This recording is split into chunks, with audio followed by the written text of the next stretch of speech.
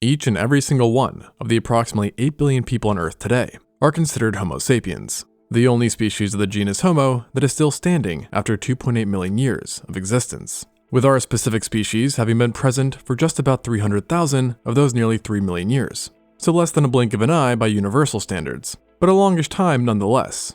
And this long, yet not so long time frame has created ample opportunity for change, and change we have since those very first days on Earth. And actually, there is probably a lot more differences between us and the very first modern humans than one might think. Now, many of these differences are extremely minute and barely recognizable, with some being invisible to the naked eye, while other changes have come but then gone. And what I mean by this is that in some ways we are now more alike to the first people than other groups of humans from say 50,000 years ago were. And this is nicely demonstrated by something that has greatly changed through time, but is now reverting to how it once was: our heights. It's a common misconception that humans have always been getting taller, and instead, in reality, height has been a wild roller coaster, and for the better part of the last 100,000 years, we've been on a downward trend. And not to mention that while getting shorter, we've also gotten smaller proportionally, and one of the biggest changes became first noticeable roughly 10,000 years ago, when heights suddenly dropped by about 10%. And researchers believe that this may have been tied to dramatic shifts seen in the climate and our adoption of agriculture, which in the early days resulted in restricted diets and malnutrition, and thus stunting our growths. And then additionally, the presence of livestock introduced new diseases, which took a toll as well. And it's only been since very recently that we've started to reverse this trend, getting taller and bigger once more thanks to richer diets and healthcare following the Industrial Revolution. And so far we've made a remarkable comeback, rivaling heights not seen since 9000 BC. But on the contrary, something that apparently has not reversed yet in any visible ways is our bones, which seem to be considerably lighter and weaker than those seen in the earliest sapiens. Specifically, a team found that the amount of porous bones in recent modern humans might be just 1/2 of what it used to be, with the earliest of our species having bone densities and robustness much closer to what was seen in more stocky homos like the Neanderthals, or even earlier hominins. And this startling drop has likely resulted in a stark limitation to our power output, as our bones cannot take the stress that they used to, and is likely partially behind the rise of bone-related diseases like osteoporosis. Now you might be wondering, why has this happened, especially considering that our diet is now pretty good? And the main suspect behind this development is actually quite clear to researchers, and that is the dramatic difference in human lifestyles of today versus back then, with two distinct pulses or switches being seen in recent history. The first one again had to do with the adoption of farming, which led to less nomadic hunting, meaning people didn't need to be built for taking down absolute units of animals like they did before, having a much less physical lifestyle. And then the second, much more recent hit to our bones came within the last 100 years or so, as truly sedentary lifestyles have become much more common thanks to 9-to-5 jobs and other functions of complex society.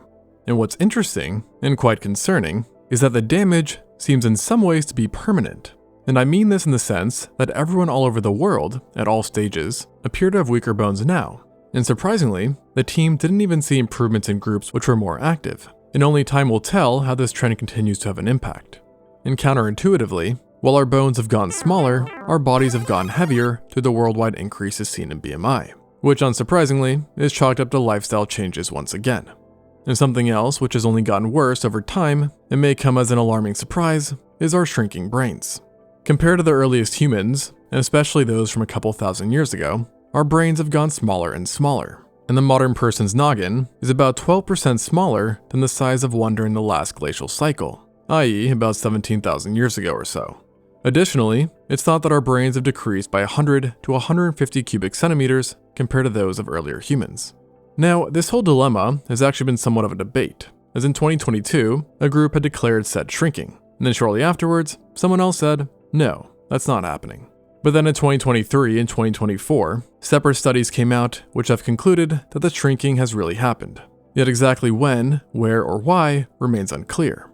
But both seem to agree that the biggest decreases only took place in the last few thousand years, while the trend as a whole appears to have been going on for far longer.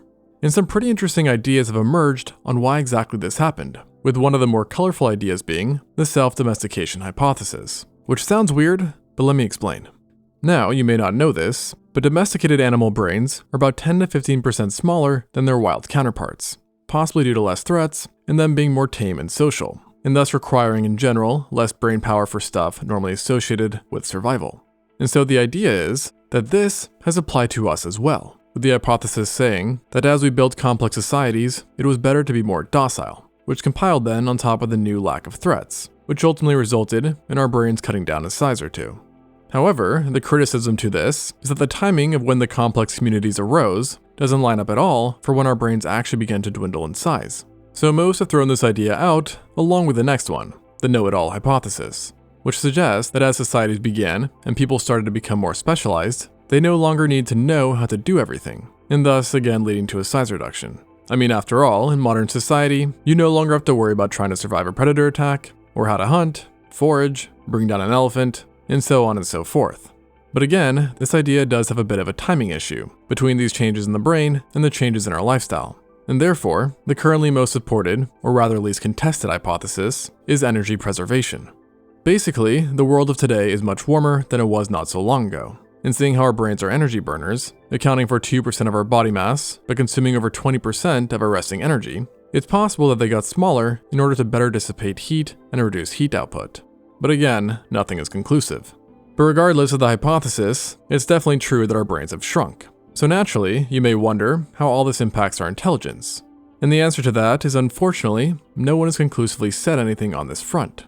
But what scientists have said, or at least wondered about, is how current and future warming temperatures may continue to impact this trend, especially since this time around we also have technology, which has led to somewhat dependence on it, and not so much on ourselves. Which is then to say, if the self-domestication hypothesis is at least partially correct, then things aren't looking too good. And speaking of technology, one thing that's definitely changed is our standards for grooming. Walking around with an ungroomed bush just isn't socially acceptable anymore, above or below the belt. And that's where today's sponsor, Manscaped, comes in. Trusted by more than 12 million men, Manscaped delivers what is basically the grooming upgrade evolution forgot. Their Performance Package 5.0 Ultra has everything a Paleolithic, Neolithic, or modern man needs. The centerpiece is the Lawnmower 5.0, featuring dual skin-safe blades, one for trimming and one for going full smooth, that's tough on hair without wrecking your skin. Plus, it's waterproof and has a built-in light, so in case you're transported 50,000 years back, you'll have a survival tool now as well. You also get the Weed Whacker 2.0 to help keep your nose hair trimmed for that extra smelling and food-finding capabilities. Plus, they throw in the Boxers 2.0, the Shed 2.0, the Crop Preserver, and the Crop Soother, and 20% discount and free shipping when you use my code ExtinctZoo at manscaped.com. So order now before you become a temporal anomaly and regret not having your handy tools ready. And funnily enough, another change has yet again something to do with our brains. But this time the shape, as somehow the shape of our brains is not what it used to be. Back in the day, brain cases were more elongated or stretched out, while now our brains are more globular, so in other words, round. Now, in contrary to previous things mentioned, this does not seem to be a change that is happening right as we speak, but rather something that took place a long time ago, with the current belief being that our brains reached their present shape between 100,000 and 35,000 years ago during the late Pleistocene, with earlier sapiens having more archaic, elongated brain cases. And within this rounding trend, it seems that two big changes occurred with our parietal and cerebellar regions, with them essentially bulging out. And this coincidence has led to the idea that globular brains developed to improve the function of these two areas, which is actually good news for us, as together these areas of brains are associated with many positive things, including planning, self-awareness, memory, tool use, motor function, language, and social cognition, among many other things. So basically things we all could probably use more of. In continuing the trend, it does seem that our heads really took the brunt of human changes, as another one which has popped up regards not our brains, but our teeth and jaws. Today, in many societies, strong, defined jaws are seen as a good thing, and perhaps this is because they're becoming more and more of a rarity, seeing that jaws are now smaller than ever before. And actually, Homo sapiens as a whole have been developing smaller jaws and teeth compared to earlier Homo species regardless. But it's only been in the last 10 to 30,000 years that the speed of these changes has rapidly picked up. And researchers think that there are a few reasons behind this. Firstly, in the account of the trend of things getting smaller overall, our jaws have shrunk proportionally. But then, in addition to this, our vastly different diets and lifestyles today are major players as well, with special emphasis being on the diet. Thanks to the agricultural revolution, and in recent times the rise of fast and processed foods, diets had never before been made up of so much soft food, leading researchers to think that the lack of harder stuff has made our jaws weaker and smaller. And this has actually been replicated in research by giving animals soft food diets in studies, which have, surprise surprise, found that yes, it did make their jaws shrink. And what's more, is that our ancestors did unsurprisingly not have nice beds to sleep on, just hard surfaces, or at least harder than current beds, which might have actually benefited them as it would have helped keep their mouth closed when sleeping, which as a result leads to a better developed jaw. And one of the biggest drawbacks of these changes for us has been that while our jaws and teeth have both shrunk, our jaws have done so at a much faster rate, and thus leading to less space for teeth and a massive increase in certain ailments like impacted wisdom teeth, misalignment, and pretty much any other general teeth-related issues. And of course, with smaller recessed jaws, you now also have a smaller airway, which in turn can result in a condition called sleep apnea, which is basically where you stop breathing in your sleep intermittently. And let's just say, that's not good. Now fortunately, we are finding some ways to counter this, mainly in adolescence. But if this does freak you out, take a deep breath and chill. And I mean this literally, as that's another thing that has changed in humans of 2025. We've gotten colder. This all started back in 1868, when a German physician stated that the normal human temperature was 98.6 degrees Fahrenheit, which then went on to become a cornerstone in medicine. But then, not so long ago, a new study found that this number was not only off, but quite some ways off, finding that actually the normal temperature for humans was closer to 97.9 degrees Fahrenheit. And this led to a question of how the German doctor had been so off, and prompted a study which analyzed 200 years of medical records. And the conclusion was that not only have humans chilled out, but they keep doing so every year, as they've found that body temps have fallen by roughly 0.05 degrees Fahrenheit every decade. But this brings up the question of why. And we're not 100% sure, but the reason behind this, according to one researcher, is that it's possibly due to our improved living standards. That has in turn decreased the amount of viruses, infections, and diseases that people live with, and thus reducing the total amount of inflammation in people, which in itself is known to raise our internal temps. And seeing that diseases were way more frequent throughout all of human history, including when we first appeared, scientists think that they too were considerably warmer than us. So in other words, who knows how hot early modern humans were?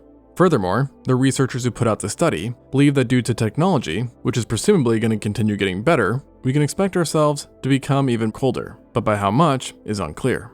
Now, another massive change, which can definitely be seen as beneficial, is regarding our age. Because as a whole, humans have much longer lifespans than our ancestors.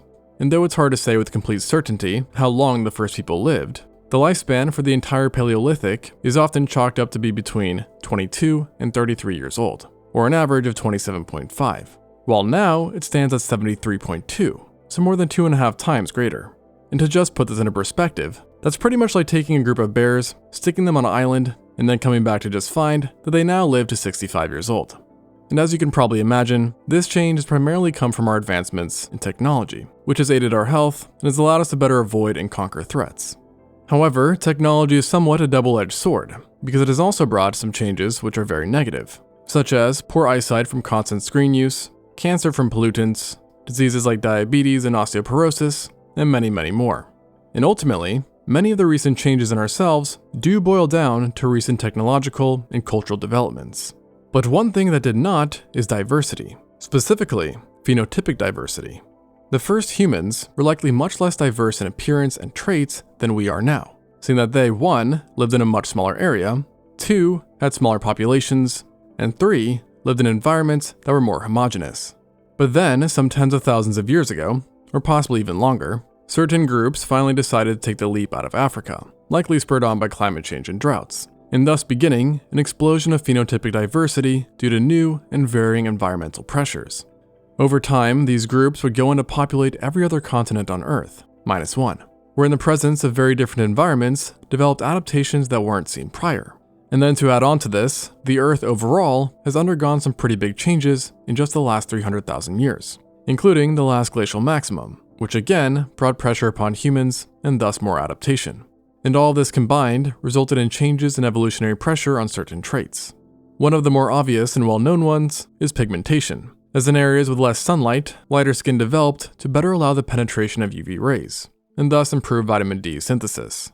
Meanwhile, some propose that eye color too has been impacted by sun levels, and certain researchers found that blue eyes, for example, became a thing as it increases intraocular light scattering, which in turn suppresses melatonin, and perhaps reduces the increased rate of depression seen when someone lives in a northern latitude and experiences shorter days.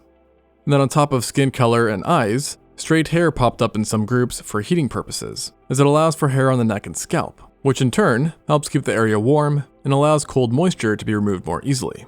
Also regarding the eyes again, the epicanthic fold seen among Eastern and Northern Asian populations has been touted by some as being an additional adaptation for protecting the eye from forceful snowfall and helping diminish the amount of sun glare that one experiences. And honestly, just regarding our overall heads, we see various adaptations in each and every group, which has helped them better to adapt to their environment, resulting in some people having flatter faces, different nose shapes, body builds, and so on. Now, a lot of the traits that I mentioned are seen across massive populations of people, but then we also have those that are very specific. Take the Sama Bajau, for example, a group native to maritime Southeast Asia, who typically live a seaborne lifestyle and have developed traits to aid them in it. Namely, their spleens are much larger than normal, being about double that of those seen in their neighbors. And while not necessary for survival, because yes, you can actually live without your spleen, spleens do store oxygenated blood, which definitely helps out if you're trying to hold your breath for long periods of time. And coincidentally, many marine mammals in general tend to have enlarged spleens, and the Bajau people on average can hold their breath for up to 5 minutes while diving down, which just for perspective is about 5 to 10 times longer than the average human. And then in a somewhat similar situation, groups that live in high altitude, like Tibetans and Andeans, show traits designed for living up in the mountains where there is less oxygen, resulting in traits allowing them to survive in this environment, including showing adaptations to their hemoglobin, decreased resting heart rates, and increased lung capacity. And what makes this all more fascinating is that most of these features are seen even in people from the group that don't end up actually living in higher altitudes. So in other words, they're built different. However, with all that said, phenotypic diversity is also substantial, and genetically arguably greater, among populations that remained in Africa. In fact, the continent contains the highest levels of human genetic variation than anywhere else on the planet, and evolutionary pressure here is very much alive and well, just like the rest of the world, and has continued to drive significant adaptations even within the last 10,000 years. One such example is the sickle cell trait, which alters red blood cell shape to offer protection against malaria. And this trait is found at rates of between 10 to 40% in Western Africa, despite it only having evolved some 7,000 years ago or so. Now, with this all said, it is also highly likely that the earliest humans had their own fair share of odd features based on their environment, climate, and genetic pools. And speaking of genes, that's a whole other area we could talk about, as ours are certainly quite different and always changing. Off the bat, more genetic diversity exists now than ever before, due to the massive increase in human population. While then additional factors like Neanderthal DNA and other extinct human admixture all just go to further increase the diversity of our genomes. And so with all these factors taken into account, you can probably understand why overall, we are surprisingly different than the people who walked the earth 300,000 years ago. And perhaps poetically, it is change itself that is the last thing to talk about, because even how we change is different today than it once was. Never before has an animal been able to use technology to seamlessly spread out across the entire world and basically inhabit any climate it wants to, while simultaneously using technology in pretty much every other part of their lives as well. And honestly, it's basically impossible to tell how our dependency on technology will have a long-term impact on our future, especially when considering that the craziest developments have only started happening not so long ago. But I guess we'll see and cross our fingers for the best. And just for good measure, let's cross them tightly. Thanks for watching, and until next time on ExtinctZoo.